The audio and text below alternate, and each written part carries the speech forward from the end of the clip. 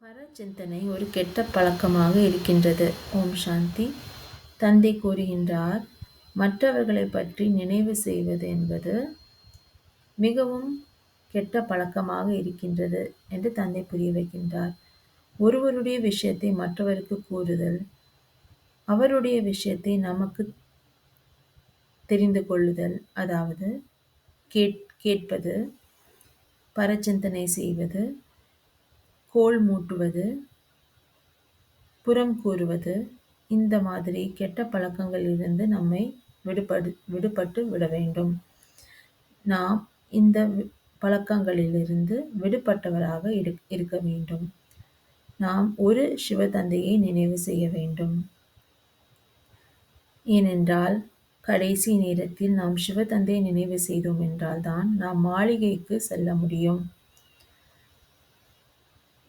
மற்ற அனைவரும் வனவாசத்தில் இருப்பார்கள். நாமோ மாளிகையில் மலர் தோட்டத்திற்கு சென்று விடுவோம். ஆகையால் அன்பான புத்தியோடு ஒரு சிவதந்தையை மட்டுமே நினைவு செய்யுங்கள் என்று தந்தை கூறுகின்றார். ஓம் சாந்தி.